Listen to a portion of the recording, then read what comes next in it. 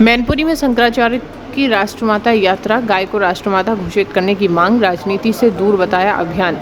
ज्योतिर्मठ के शंकराचार्य स्वामी अभिमुक्तेश्वरानंद सरस्वती शुक्रवार को राष्ट्रमाता यात्रा लेकर मैनपुरी पहुंचे। सपा कार्यालय के पास आयोजित कार्यक्रम में उनका भव्य स्वागत सम्मान किया गया। सांसद डिम्पल यादव समेत कई सपा विधायक नेता मौजूद रहे।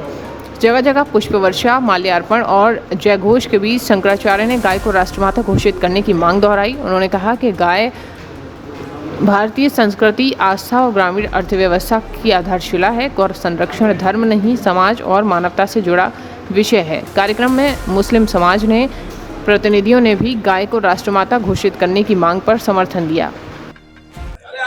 ऐसा है कि इस समय हम उत्तर प्रदेश की सभी विधानसभा क्षेत्रों में भविष्ट यात्रा लेकर के निकले हुए हैं। गौ माता के प्राण प्रतिष्ठा की रक्षा करना इसका यात्रा का मुख्य उद्देश्य है। नेताओं से और पार्टियों से निराशा होने के बाद मतदाताओं से उम्मीद रखते हुए मतदाताओं से संवाद के लिए ये यात्रा हमने आयोजित की है। सभी विधानसभा क्षेत्रों में जाने का लक्ष्य है। 150 से अधिक विधानसभा क्षेत्रों में होते हुए हम आज मैनपुरी विधानसभा क्षेत्र में आए। अखिलेश यादव जी ने अभी आपसे माफी मांगी। अखिलेश यादव जी ने कन्नौज प्रकरण पर माफी मांगी डिम्पल जी के माध्यम से। हाँ जी, अभी अखिलेश जी ने सवेरे एक व्यक्ति को हमारे पास मोहम्मदाबाद में भेजा था। जब हम वहाँ थे, उन्होंने कहा अखिलेश जी को बहुत दुख हो रहा है कि उनके चुनाव क्षेत्र में आप आए और वहाँ पर आपका अपमान हुआ, आपको सड़क पर सोना पड़ा। उनको जानकारी नहीं थी इस बात की, नहीं तो वो व्यवस्था करते। हमने कहा हमें कोई इसमें बाधा नहीं है, हमने उनको कोई सूचना नहीं करी थी। अभी उनकी पत्नी डिम्पल यादव जी आई थी, उन्होंने कहा कि हमारे पास भी उन्होंने संदेश भेजा है और आपसे कहा है कि इसके लिए हमको क्षमा करें। जब उन्होंने कोई गलती ही नहीं की तो उनको क्या क्षमा है। फिर भी संवेदनशीलता दिखाते हुए उन्होंने जो ये प्रयास किया, इससे हमको अच्छा लगा।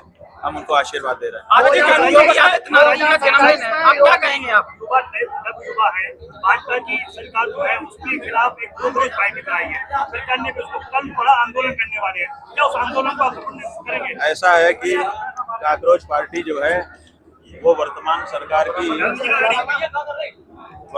सरकार की नाकामी का सर्टिफिकेट है। इनसे जो क्षुब्ध लड़के हैं उन लोगों ने वो पार्टी बना ली है।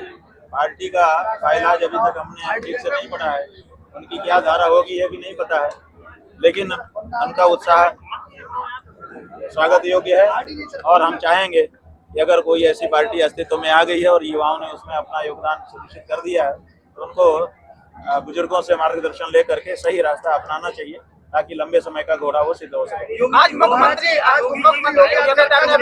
क्या कहेंगे आप? आज जन्मदिन है योगी मुख्यमंत्री योगी आदित्यनाथ जी का आज जन्मदिन है, क्या कहेंगे आप? जन्मदिन है कि बर्थडे? पहले ये पूछो कि उनको भारत की तिथि याद भी है कि अंग्रेजों के अनुसार अंग्रेजी तिथि में बर्थडे मना रहे हैं, सेलिब्रेट कर रहे हैं। उनकी माँ अंग्रेज थी कि उनके बाप अंग्रेज थे? आखिर बर्थडे किस आधार पे मना रहे हैं? वो जन्म तिथि मनानी चाहिए भारत के लोगों को, और विशेष करके साधु महात्माओं को।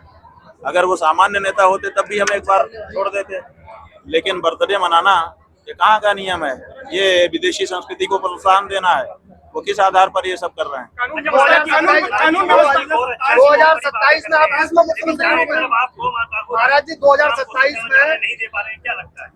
ऐसा है कि अगर वो असली हिंदू होते तो जिस दिन गद्दी पे बैठते ना उसी दिन कुछ गाय के लिए अच्छा कर देते। 9 साल गद्दी पे बैठे रहने के बाद भी अगर गाय दर दर की ठोकर ही खा रही है और गौशालाओं में भी उसका पुरसा हाल नहीं है, खाने के लिए और पीने के लिए भी उसको ठीक से उपलब्धि नहीं हो पा रही है, तो ये उनकी सबसे बड़ी असफलता है और सबसे बड़ा शाप है गौ माता का। 2027 में मुख्यमंत्री के रूप में आप किसको देखते हैं वर्तमान में? बात यह है कि 2027 में मुख्यमंत्री के रूप में हम किसी ऐसे व्यक्ति को देखना चाहेंगे जो कम से कम गाय को बिना किसी हिचक के माता कह सके और गौ माता को प्रसन्न कर सके और गौ माता के साथ साथ प्रदेश की जनता को सुखी कर सके। आपकी यात्रा के दौरान अभी कोई ऐसा नेता दिखा आपको जो ऐसा कर सकता है?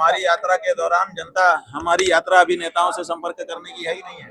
हमारी यात्रा मतदाताओं से संपर्क करने की है और लाखों मतदाता अभी तक हम आंख में आंख डाल करके संवाद कर चुके। 150 विधानसभा क्षेत्रों में साहब कह रहे हैं कि बिल्कुल यही होना चाहिए। कानून व्यवस्था को लेकर क्या कहेंगे? कानून व्यवस्था ये है कि एक हत्या हो जाती है और फिर उस हत्या के आक्रोश को दबाने के लिए दूसरी हत्या हो जाती है। ये कानून की इस समय स्थिति चल रही है। विपक्ष कह रहा है कि आपकी यात्रा को विपक्ष खंडन कर रहा है। बीजेपी कह रही है विपक्ष बात बढ़ने यह है जा कि रहा यही सवाल जब आप इस समय हमसे पूछ रहे हैं, यही सवाल गोरखपुर में जब हम यात्रा शुरू करने वाले थे उसके एक दिन पहले एक महिला पत्रकार ने हमसे पूछा था। हमने उसी समय सारे पत्रकारों को ये प्रस्ताव दिया था कि आप सब लोग मिल करके या अलग अलग हमारे साथ एक एक आदमी अपने अपने संस्थान से कर दीजिए, जो पैसा हमारे पास जहाँ से आ रहा है वो वही रखें और वही खर्चा करें। आप लोगों ने किसी आदमी को नियुक्त नहीं किया। आप लोगों की मंशा ये है क्या कि आरोप लगाएं झूठा? अरे आपका शंकराचार्य इतना कमजोर नहीं है, 100 करोड़ हिंदुओं का शंकराचार्य, कि वो किसी पार्टी के फंड से यात्रा करे।